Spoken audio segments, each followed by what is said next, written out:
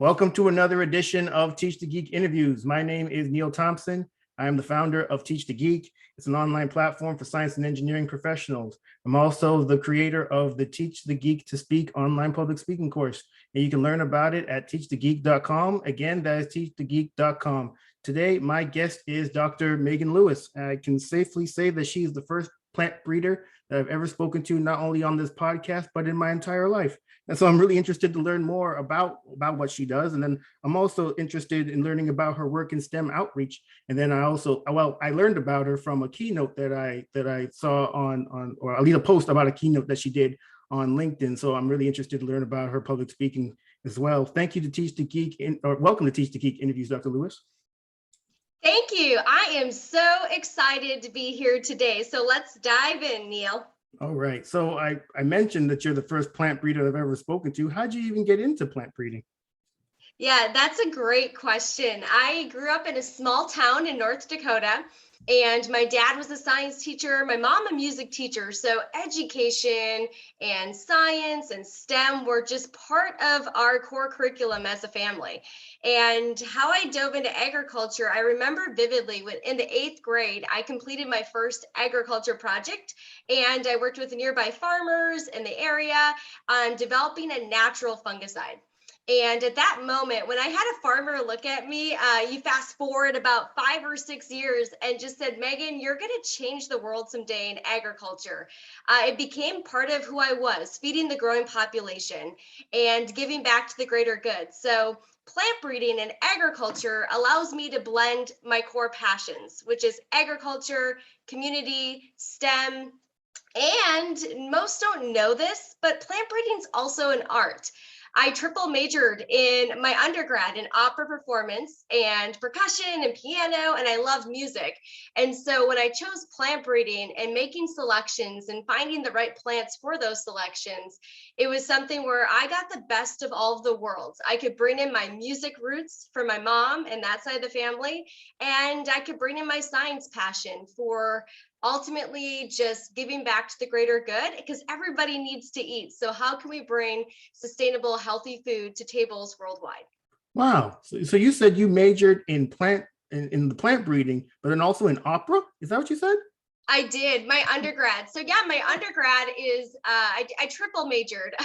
I don't know if I'd recommend triple majoring in two extreme opposite areas, but I did opera and percussion. I'm a drummer and played marimba, 8 mallets in each hand.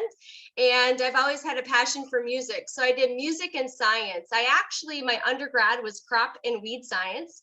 And then I decided to keep music as a hobby after my undergrad. And I went to master's and PhD in plant breeding and genetics. And I really buckled down and focused on the science. But the fun thing is I still incorporate music every single day. My stress release is tickling the white, keys on the piano just to take a break and breathe. And with my family, we get to sing and play together, whether it's ukulele or piano or guitar. It's just something that I kept it as a hobby for relaxation, for reflection, for refocusing. And so, yes, it's not my core job today, but it's something I'm super passionate about, and it allows me to just release and refresh. Wow. So your undergrad, it wasn't even double major, it was a triple major: percussion, opera, and the plant breeding. But you weren't done. Plant sciences. And plant science, right. But then you weren't done. You mentioned you got a master's and a PhD as well. What was the motivation to go on to graduate school?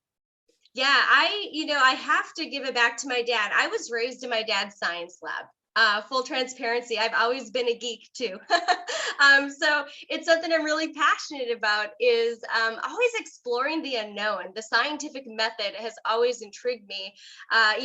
Most scientists have an analytical mindset. You could probably relate to me. Things are black, they're white, the gray space is unusual. I'm that weird scientist where I love science and the analytical piece, but I'm also a very, very empathetic leader. I really tap into the emotional intelligence piece too, because people are my key thing.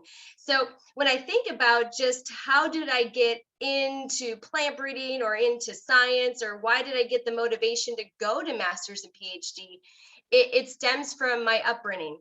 with how I get that stems, but it stems from my upbringing with my family. And my dad always, he's like, "Hey sis, you got this. I support you." And he was my core mentor and inspiration to really help me push along through master's and PhD. I also decided to go to PhD because you go through life experiences, you find jobs of like, hey, I appreciate those that are boots on the ground and want to do that. That's not a Megan position, So then I realized to reach my career aspirations, I had to find the Megan position. And that was, really leading strategy, people development, people leadership, a higher overview of science in general, but then also the teaching side. I have a core, I didn't tell you another fun fact. I have a core passion for teaching. I actually, during my PhD, I also got a college teaching certificate because I thought for sure I'd be a professor. And 10 years ago, I chose a different route. I joined industry, best of all the world, cutting edge research, innovation, but also I get to be an adjunct professor. And I actually have a lecture with the University of Minnesota today, just to help inspire our future generations. So industry allows me the flexibility to really dive into my ideation and innovation mindset, the people, the global, the culture piece, but then also the teaching piece. So I love what I do. So then you get your PhD, and you did say that the reason for getting the PhD was to find the Megan position. Were you able to find that position once you got the PhD, or did you have to move within other, I guess, get other roles before you got that position? You're absolutely right. Two words, Neil: patience and perseverance. I graduated from PhD, excited to take on the world, and I joined in as a peer scientist. So I'm going to walk you through my journey. It's a little hard without slides, but my journey's been dynamic, and I'm truly grateful for it as I just navigated the agriculture industry. So I kicked off in Grand Forks, North Dakota as a pure soybean breeder. So worked on soybeans as a research scientist. I traveled then to Minnesota to do a corn breeding activities. And that's where my patents come from the hybrid creation with corn in Minnesota. I then was asked, "Megan, you're not the typical scientist. You like people and inspiring and influencing people." And I said, "Absolutely." And so we moved the family to South Dakota to open up a research facility from the ground up. So then I'm also a scientist. I wore a hat as an operations leader. I wore a hat as construction crew, building a multi-million-dollar facility. And then I wore a hat of connecting with farmers across the state of South Dakota to really increase our testing footprint and really build those bridges with our farming community. At the same time, I picked up global leadership in 2013. That's where I led, Puerto Rico, Hawaii, Mexico, just different winter nursery operations. And that experience, those 4 years were fantastic. We're going to fast forward a little bit. They then shipped my family and I near Budapest, Hungary. We lived about 2 hours south of Budapest in a town called Szeged, Hungary. And I led all research and commercial for corn and sunflower in Hungary. I got to travel to Austria, Germany, Switzerland, France. It just was fantastic, meeting new people and learning new cultures and how to adapt our work-life balance lifestyle in Europe. It's way different than North America. So that was awesome. I then got back stateside and we announced a merger at my current company that I was at. And we had 2 more relocations, Northern Iowa and then Des Moines, Iowa. That's where we're currently relocated. And it's been a fun journey. So I started out in plant breeding, and then I used my agriculture and my plant breeding background and my passion for community to dive into those global leadership positions. It's always about seizing the opportunity. I tell all of my mentees to do one activity outside your comfort zone every single year. And Neil, I can proudly say I'm doing that one activity outside my comfort zone currently as we speak. I worked at Corteva AgriScience for 10 years, and I decided to be green and growing and start a new opportunity. So I get to use the plant breeding as a foundation, my leadership, my people skills, and now I enter into the technology space.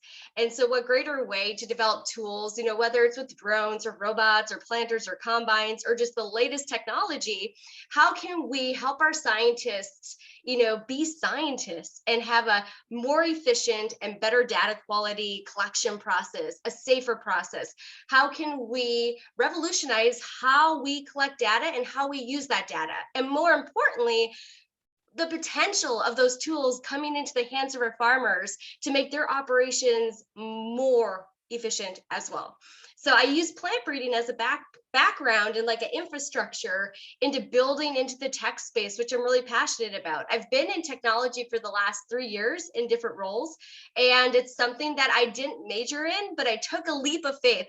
I said, you know what? I'm interested. I know nothing about this, but I'm going to dive in 120% committed and I'm going to go get it.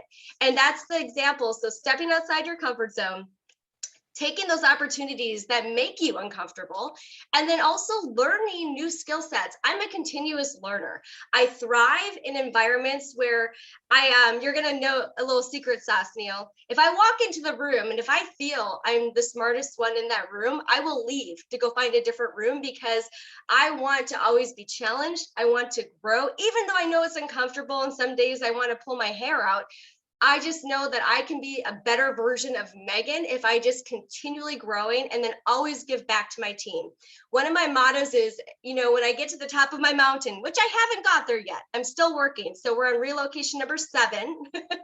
But when I get to the top of the mountain, I always turn around and I bring my team up with me because it's about bringing those with you. And that's the amazing part of teamwork that I'm really passionate about. So that's probably longer answer than you need, Neil, but that's just to give you a little glimpse into who I am. You mentioned that you haven't gotten to the top of the mountain yet. How will you recognize when you're there? Yeah, my career aspirations have changed quite a bit. Different stages in my life, becoming a mom. There's just a lot of it that's been bottled up into it. So my career aspiration someday, it would be bold saying it, right? Just be bold, is to be into the C-suite, someday, whether it's chief technology or chief operating officer. I am so passionate about being the voice of the people and helping their needs and values be heard, and then building strategy that listens to the voice. And I think it's really critical that, yes, I'm a scientist. That's my background. I love technology. I love plant breeding, agriculture. But my core passion, I had to do a pro and con thing. And this was a lot of reflection that did not happen overnight. I was told for many years, 10 plus years in industry, Megan, choose science or choose people. And your PhD's in science. And I kept saying, why can't I have both? And that's something that I've been really pushing, is that I want both. I love the science, but I love the people who do the science as well. And I found this, my next opportunity, I'm so excited about starting on Monday, is because I get to blend both. I get to blend the science and I get to blend the people and operational efficiency and continuous improvement.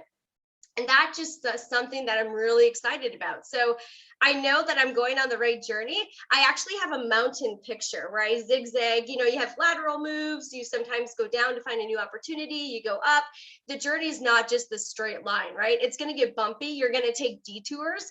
But I know that with my career aspirations in whatever capacity it is, I just really want to have a higher hand in strategy and also people development. And I know I'm on the right path with my new position. It gives me so much more exposure and ability to grow. And that's something that's really critical for me as a person. So, will my aspirations change? Oh, probably. I might come into this position and I love this and I feel comfortable. I'm always one that I need to stretch and I need to grow, and we'll see. We'll see what a couple months brings in this new role. But I'm really excited about just having the opportunity to grow and continue on to the path of where I want to impact just a larger group of individuals, but also communities worldwide. And that really, I think that my career aspirations are tied to my community and my passion for STEM outreach in a sense that I always am big about giving back. And again, that ties to where I grew up, is that my parents were community trailblazers. I mean, my dad lived in that science lab 7 days a week. I was always with my dad in that science lab, and he would inspire, mentor, and coach students on science projects every single day of the week. And that's what we did. It was just part of our life. And I know that I can't, my goal is to impact half the lives that my dad did. And I had to realize this after he passed away, that I couldn't impact the same way that he did, but I could impact those lives the Magan way. And so, long story short, how do I know I want to get there? Lots of reflection, lots of pros, cons, post-it notes, color coding things. Where is Magan at? Where does Magan want to go? But also staying true to my roots, my values, my passions, and what my core mission is. And that is giving back to communities, giving back to the future generation, and help equipping the future generation of scientists and leaders to continue doing the amazing work that we are doing in agriculture today, and then some. I get excited talking to the future scientists and leaders, because in that room, I always tell them, one of you is going to be my boss someday. Good luck, but I'm excited, just because they are the future, and that's where we're going to go. So, long answer again, Neil, but just really about staying true to yourself, your mission, your values, who you are as a person. I actually have big rocks too. I do want to say this. And my core big rocks, I make decisions based on my big rocks. Number one is family, non-negotiable.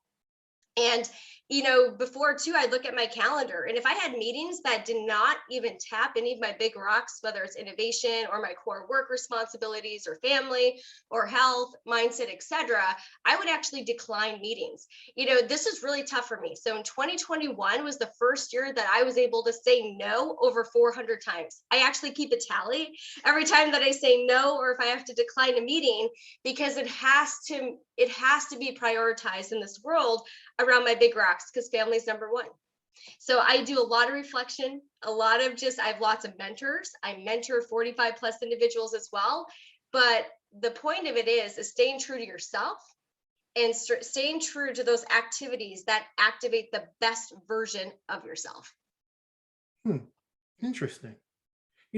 Dr. Lewis, you'd mentioned that you're moving into a new position that is a bit different than what we were in before. For the people who are interested or really want to move into a different field than the one that they're in, how would you suggest they go about doing so? I get that my personality is quite different than most, but I always tell individuals that you are the driver of your career. So buckle up and have fun. But that means that you're going to have to take some detours and get bold and step out of that car and go meet and network with people. LinkedIn is a social media platform today that's been actually really successful for a lot of my mentees, just to do that cold call of, hey, I'm so-and-so, I'm really passionate about this. I love your post about this, and I want to learn more from you. So stepping outside your comfort zone, finding those key leaders and those influential individuals that inspire you, and taking a leap of faith, to reach out and ask to set up a cup of coffee, a virtual cup of coffee, and say, I just want to learn from you. I want to grow with you, and just really start diving into the conversation and building that connection. I'm really big on connections and making every interaction count. So that is one method that I would do. Now, let's step aside. My husband and I are very different. Would my husband just go on LinkedIn and say, hey, let's meet for a cup of coffee? Probably not, because he's not Magan. So you have to find something that you go outside your comfort zone, but you still feel comfortable. And that could be something as simple as, hey, I'm not going to do that to every person that inspires me, but I'm going to make it a core mission to identify my top 3 to 5 mentors. And when I say mentors, these individuals that are going to give you the raw, transparent, honest truth about your career and passion. And I have the core mentor lineup, and yes, it's agriculture industry, senior executive, leaders, etc. But I also find people in the financial space. I find people in the community space, and I actually use my neighbors as well. Sounding boards, just so I can keep a pulse of what the community is thinking. What are they thinking about agriculture, or the whole dynamic in itself? And so I'm telling you to go find your mentors. This is going to be soul searching time. But what you're going to do is that you have those people in your life that you respect, that you look up to. Now is the time to open that door a little bit further and ask for their honest feedback, saying, hey, this is what I aspire to do. I'm ready for something new. Can you help me on this journey of finding who I am? What activates me? And then also, how can I give back? I'm really big about giving back. So yes, you find your mentors, but then I challenge all the listeners that you also need to be a mentor for others as well, because that's how we make the world go round. Is that, yes, you're going to learn, but the best way of learn is teaching it to somebody else. And I would say, if you're not bold to say, hey, let's have a virtual cup of coffee, you do have, I'm sure you have some core, whether it's professors, advisors, family, friends, etc., that you can tap into. And you can say, hey, I really need your expertise, and let's start drawing my roadmap, and physically draw a roadmap with road signs of what you aspire to do. What's your plan to get there? And then capture that feedback from those core mentors if your plan is sound, or if you have to make some detours and tweaks to that overall vision. Okay, yeah, that's really good advice. Thank you for offering it. You know, in the intro that I gave Dr. Lewis, I mentioned that I learned about you from a LinkedIn post, and the post was about a keynote that you gave. So apparently, well, obviously, speaking in front of others is not an issue for you, at least now. But I'm curious to find out, is speaking in front of others something you've always been good at? And if not, what'd you do to get better at it? Yeah, again, I know I'm going to say the same thing, but I am so grateful for being raised in a house of educators and community trailblazers, right? Ever since I was a little girl, I was able to see my mom and my dad speak in front of large groups and inspire, and even the one-on-one interactions. Was I perfect at it right away? No. I was fortunate to have opportunities throughout junior high and high school where I was on speech and debate and newspaper and science fair, and I did all of the fun. What I call myself a science nerd, and I'm proud. But I did those activities that got me in front of different stakeholders and different groups, where I had to learn to be adaptable, to pivot, to be flexible. A funny thing is when I presented my first science fair research project in 7th grade, so age 12, 13, I was so excited. I had my speech memorized. I said, I'm going to do this. I did the dilemma of the oral cavity. So I tested toothpaste. I know it was a long time ago, but I remember this so vividly because this is one of those moments that just stands out. And you have different professors from different backgrounds, right? So my judges were from microbiology, geology, computer science, and the microbiology people knew what I was doing because I did Kirby Bauer. I was testing to see if the toothpaste could inhibit any growth of bacteria. And I had my speech, I said, perfect, refined, but I got to be too robotic at age 12 in the sense that when they would ask questions when I was speaking, I would trip up because keep in mind, I said, nope, hi, my name is Megan, the dilemma of the oral cavity, yada, yada, yada.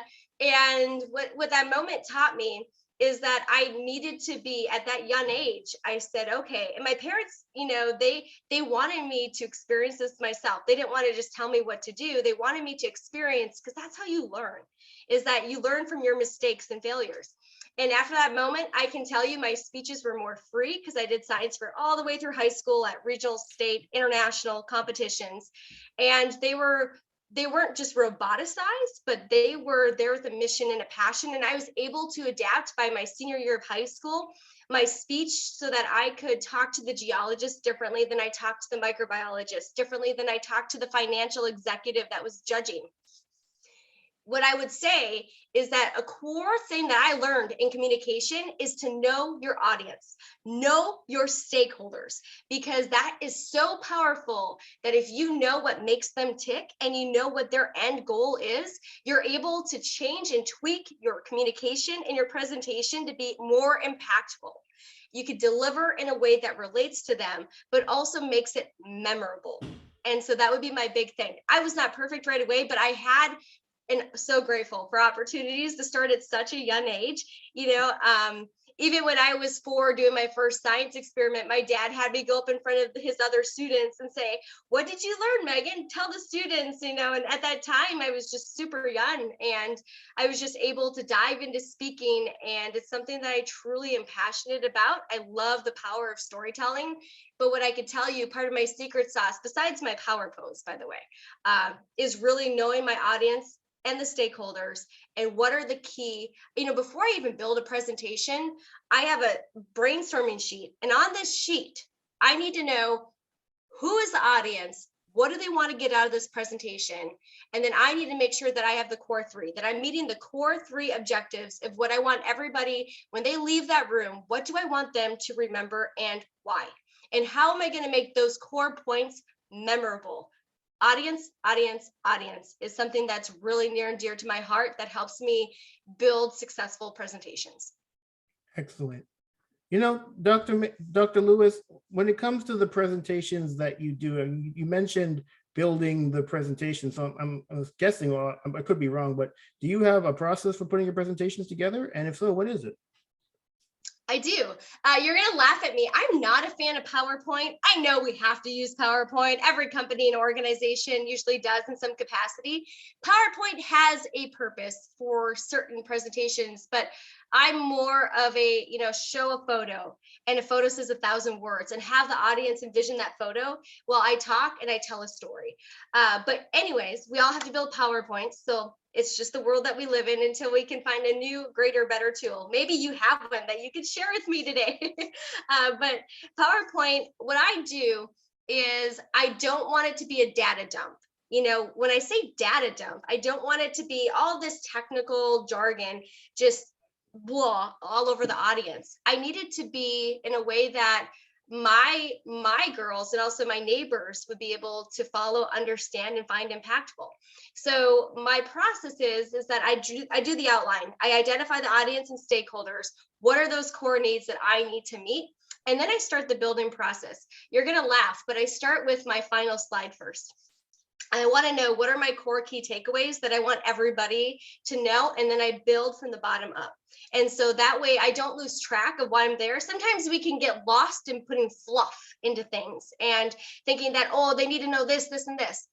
If you're saying that they need to know this, this, and this, they probably don't need to know this, this, and this. And so just pausing, reflecting, building your core three, and building from the final slide all the way up. The last slide I do is the outline, because I always try to go back and stay true to my roots of what are the core values that I want them to walk away with. What's that one aha moment? In every presentation on my outline, I do one aha moment, which could be a personal story where I paint the photo to bring the audience in so that they can relate to themselves in that same scenario or a similar scenario. And so, for example, one of my aha moments that I use is I set the stage. I would say, like, hey, it was 70 degrees with a light breeze across my cheek. And I remember the day so vividly because the clouds were rolling in and the rain started drizzling. And as I entered into my car, I knew at that very moment that I would be entering a new phase of my career journey. And so I could have just said, I left a job and this is what I did. But instead, you see the power of when you use descriptive story and you tell them your experience and you tell them your story of what you were going through in a very concise and simple manner. You bring your audience in where they want more. So 3 things, always start at the bottom, right? Identify your audience, start at the bottom, and then you build up. And then also find your aha moment, something that stands out that you want to tell a story that's truly who you are. It also shows your personality. It shows you what kind of person you are and what makes you tick. And then what do you want the audience to walk away with? And what do you want them to remember? And most importantly, what do you want them to turn around and what do you want them to do with the information? So how do you want them to serve?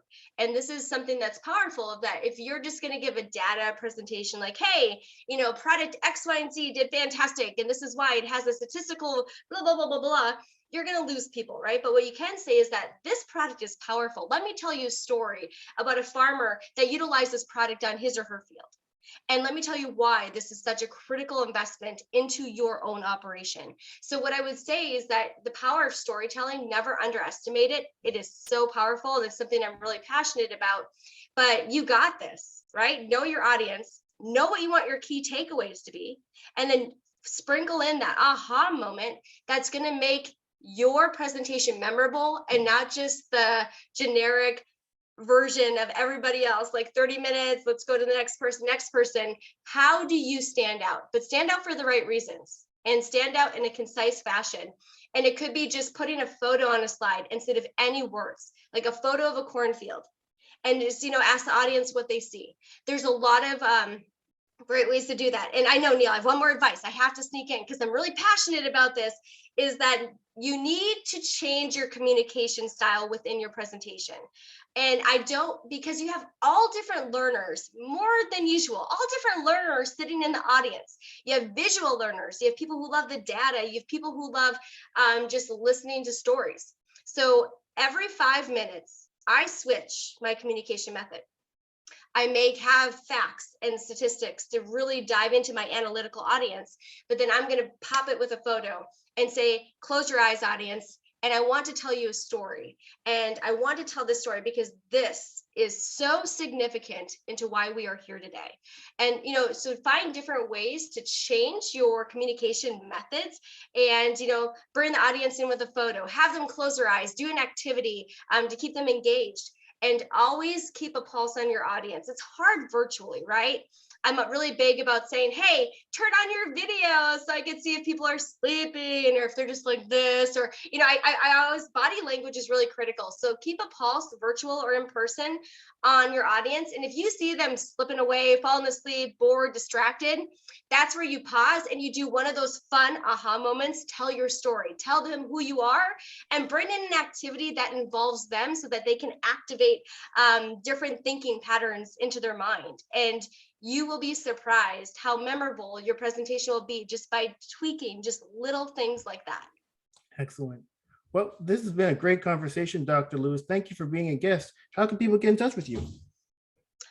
Absolutely. So I'm on LinkedIn, Magan Lewis, definitely come check it out. I'm also on Instagram, Dr. Magan, Magan.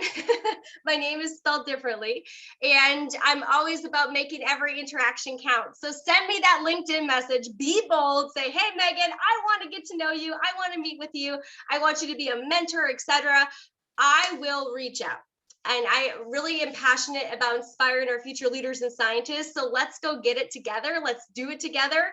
And let's continue for the agriculture piece, feeding the growing population. Engineers have a big part into that agriculture, feeding the growing population part as well. So reach out, be bold, and let's make every interaction count. And I'm so excited for our future. And thank you for having me today. Wonderful. Well, everyone, that marks the end of another edition of Teach the Geek interviews. My name is Neil Thompson. I'm the founder of Teach the Geek. It's an online platform for science and engineering professionals. I also created the online public speaking course called Teach the Geek to Speak. And you can learn more about it at teachthegeek.com. Again, that's teachthegeek.com. Until next time, take care and stay safe. Thanks, Dr. Lewis. Thank you.